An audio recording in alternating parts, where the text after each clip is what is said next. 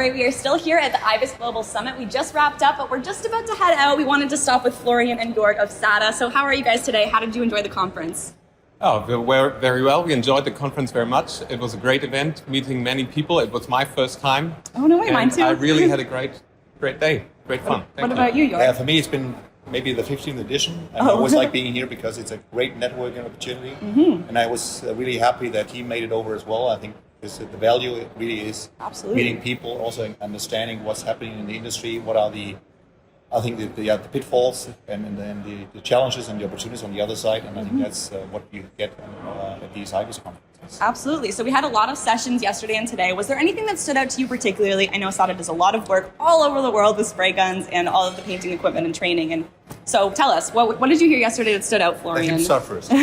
Thank you very much. I didn't hear anything in particular, but in general, what I really found interesting and is that the consolidation in the market is growing ever more. There were many arguments for that process to continue, like ADAS, being repairs more complex, and that's something that's really affecting us as a supplier of the industry. And that was the main takeaway for me, that this process will continue, will become larger, and will affect us heavily in the future. So, absolutely, yeah. And what about you, Joerg? Yeah. So one thing is the complexity of repairs, as Florian just mentioned. The other thing, of course, for me, also being in sales, is the consolidation, the ongoing consolidation that we see.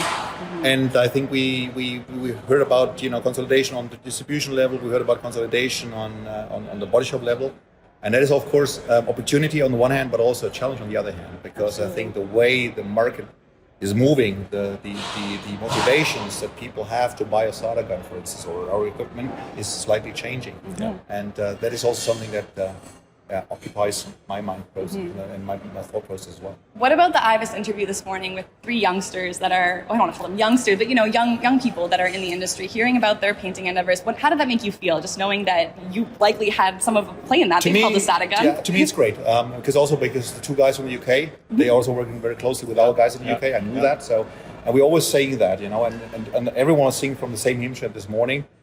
We need to really bring in talent and how to create that pull effect. I think that is something that we discussed today in this session as well. Yeah. We all say we need to do something about it, and we say that every year. That's the only thing that haunts me, because we've been talking about that for the last 15 years since I've been with IBIS in these conferences, and that is something we as an industry need to get better.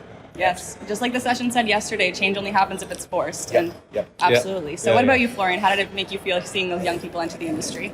Yeah, the same. I mean, I like the dedication they're showing. I like how they bring in their new talents, their creativity into the market. And we need more of this. We need more of this, and especially as a premium product provider, we need very well-trained people to use our product.